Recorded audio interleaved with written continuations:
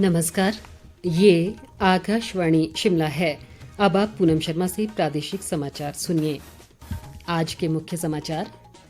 प्रधानमंत्री नरेंद्र मोदी ने कहा, शहीदों के सम्मान में मेरी माटी मेरा देश अभियान जल्द होगा शुरू।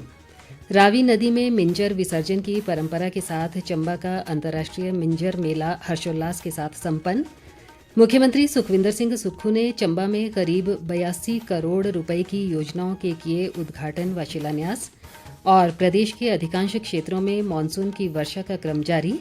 अगले 24 घंटों में भी कुछ स्थानों पर भारी वर्षा का येलो अलर्ट। अब समाचार विस्तार से। प्रधानमंत्री नरेंद्र मोदी ने कहा है कि इस वर्ष स्वतंत्रता दिवस से पहले ही शहीदों के सम्मान में मेरी माटी मेरा देश अभियान शुरू किया जाएगा। आज आकाशवाणी से मन की बात कार्यक्रम में उन्होंने कहा कि अमृत महोत्सव के दौरान कई कार्यक्रम शहीदों की स्मृति में किए जाएंगे और लाखों ग्राम पंचायतों में विशेष शिलालेख भी स्थापित किए जाएंगे। प्रधानमंत्री ने कहा कि मेरी माटी मेरा देश अभियान के अंतर्गत देश भर में अमृत कलश यात्रा आयोजित की जाएगी। और अधिक ब्यौरे के साथ ये रिपोर्ट। मन की बात कार्यक्रम में प्रधानमंत्री ने कहा कि देशवासियों को अपने स्वतंत्रता सेनानियों को हमेशा याद रखना चाहिए। उन्होंने नागरिकों से स्वतंत्रता सेनानियों के स्वप्नों को साकार करने के लिए निरंतर प्रयास करने की अपील भी की। प्रधानमंत्री ने कहा कि शहीदों के सम्मान में दिल्ली में राष्ट्रीय समर स्मारक के पास अमृत वाटिका बनाई जाएगी, जिसमें देश भर से लाई गई मिट्टी और छोटे पौधों का उपयोग किया जाएगा। ये अमृत वाटिका एक भारत श्रेष्ठ भारत का बहुत ही भव्य प्रतीक बनेगी। मैंने पिछले साल लाल किले से अगले 25 वर्षों के अमृतकाल के लिए पंच प्राण की बात की थी। मेरी माटी मेरा देश अभियान में हिस्सा लेकर हम इन पंच प्राणों को पूरा करने की शपथ भी लेंगे। आप सभी देश की पवित्र मिट्टी को हाथ में लेकर शपथ लेते हुए अपनी सेल्फी को yuva.gov.in पर जरूर अपलोड करें। उन्होंने मानसून के दौरान बीते कुछ दिनों में प्राकृतिक आपदाओं में हुए नुकसान पर भी चिंता जताई। उन्होंने कहा कि इन आपदाओं के बीच देशवासियों ने फिर से दिखाया है कि सामूहिक प्रयास की ताकत क्या होती है। स्थानीय प्रशासन के लोगों ने दिन रात लगाकर ऐसी आपदाओं का मुकाबला किया है।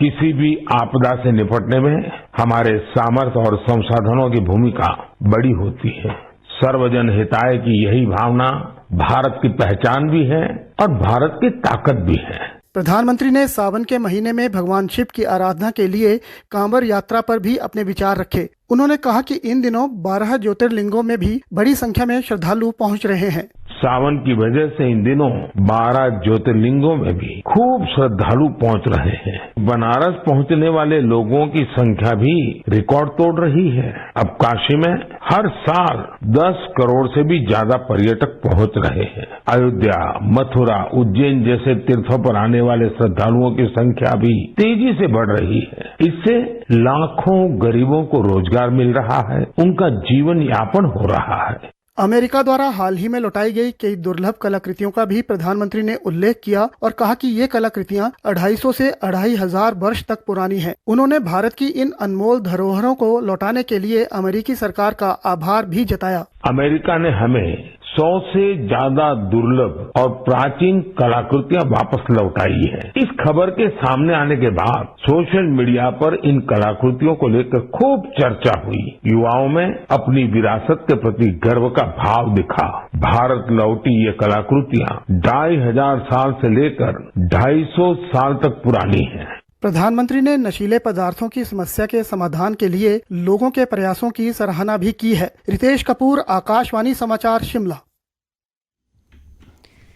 चंबा का अंतर्राष्ट्रीय मिंजर मेला आज हर्षोल्लास के साथ संपन्न हो गया है। मुख्यमंत्री सुखविंदर सिंह सुक्खू ने रावी नदी में मिंजर विसर्जन की परंपरा का निर्वहन कर मेले का विधिवत समापन किया। उन्होंने इस अवसर पर शहर में निकाली गई भव्य शोभा यात्रा में भी हिस्सा लिया। मुख्यमंत्री ने लोगों को मिंजर मेले की शुभकामनाएं दी और प्राचीन संस्कृति व रीति रिवाजों को जीवित रखने के लिए ऐसे उत्सवों के आयोजन पर बल दिया।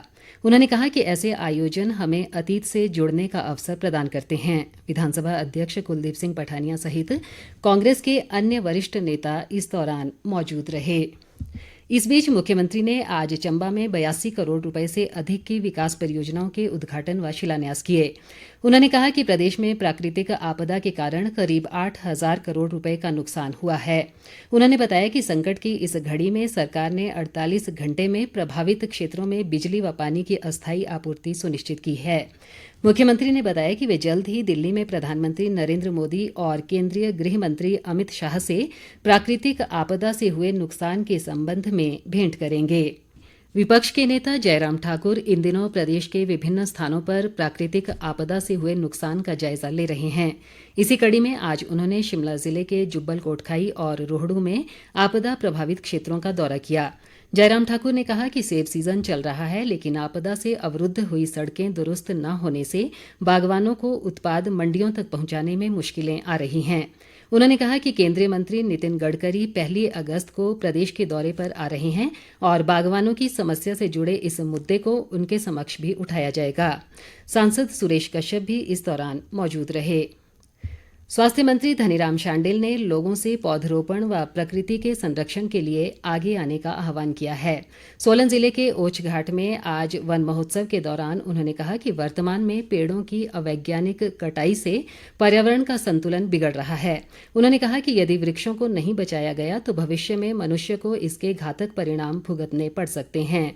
धनीराम शांडिल ने बताया कि सोलन जिले में इस वर्ष 200 हेक्टेयर क्षेत्र में करीब 4 लाख पौधे लगाने का लक्ष्य रखा गया है। हिमाचल प्रदेश विद्यालय नेतृत्व अकादमी को विद्यालय नेतृत्व के क्षेत्र में बेहतरीन कार्यों के लिए राष्ट्रीय पुरस्कार से सम्मानित किया गया है। राज्य को नई दिल्ली में हुए एक समारोह में ये पुरस्कार प्रदान किया गया। शिक्षा मंत्री रोहित ठाकुर ने इस उपलब्धि के लिए राज्य परियोजना निदेशालय को बधाई दी है। उन्होंने कहा कि प्रदेश सरकार शिक्षा के क्षेत्र में गुणात्मक बदलाव के लिए दृढ़ता से कार्य कर रही है। कुल्लू जिला प्रशासन ने 5 अगस्त तक जिले के सभी सरकारी व निजी स्कूल और आंगनबाड़ी केंद्र बंद रखने का निर्णय लिया है। उपायुक्त आशुतोष गर्ग ने बताया कि लगातार खराब मौसम और वर्षा से हो रहे नुकसान के चलते ये फैसला लिया गया है। उन्होंने कहा कि अभी भी जिले में कई ग्रामीण सड़कें अवरुद्ध हैं और विभिन्न स्थानों पर पुल क्षतिग्रस्त हुए हैं। विभाग द्वारा इनकी मरम्मत का कार्य युद्ध स्तर पर किया जा रहा है। राजधानी शिमला सहित प्रदेश के अधिकांश क्षेत्रों में मॉनसून की वर्षा का क्रम रुक रुक कर जारी है। शिमला व आसपास के क्षेत्रों में आज दिन के समय मूसलाधार वर्षा हुई। राज्य में मॉनसून की व्यापक वर्षा से नदी नालों का जलस्तर बढ़ा हुआ है और भूस्खलन की घटनाएं लगातार सामने आ रही हैं। मौसम विभाग ने अगले 24 घंटों के दौरान भी कुछ स्थानों पर भारी वर्षा का येलो अलर्ट जारी किया है। पर्यटन निगम के अध्यक्ष RS बाल्नी ने कहा है कि प्रदेश सरकार मानवीय संवेदनाओं को ध्यान में रखकर काम कर रही है।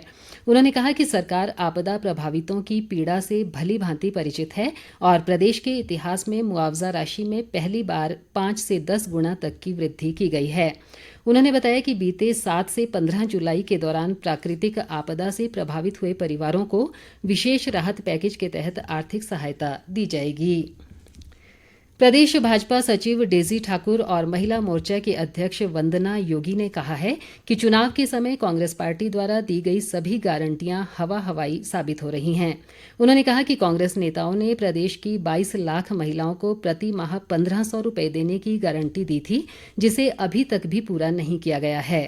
डेजी ठाकुर और वंदना योगी ने आरोप लगाया कि प्रदेश में कांग्रेस नेताओं द्वारा प्रतिशोध की राजनीति भी शुरू की गई है। इसके तहत भाजपा कार्यकाल में लगाई गई 14 उद्घाटन व शिलान्यास की पट्टिकाओं को तोड़ दिया गया है। अंत में मुख्य समाचार एक बार फिर। प्रधानमंत्री नरेंद्र मोदी ने कहा, शहीदों के सम्मान में मेरी माटी मेरा देश अभियान जल्द होगा शुरू। रावी नदी में मिंजर विसर्जन की परंपरा के साथ चंबा का अंतर्राष्ट्रीय मिंजर मेला हर्षोल्लास के साथ संपन्न। मुख्यमंत्री सुखविंदर सिंह सुक्खू ने चंबा में करीब 82 करोड़ रुपए की योजनाओं के किए उद्घाटन व शिलान्यास। और प्रदेश के अधिकांश क्षेत्रों में मॉनसून की वर्षा का क्रम जारी। अगले 24 घंटों में भी कुछ स्थानों पर भारी वर्षा का येलो अलर्ट। इसी के साथ ये समाचार बुलेटिन समाप्त हुआ। नमस्कार।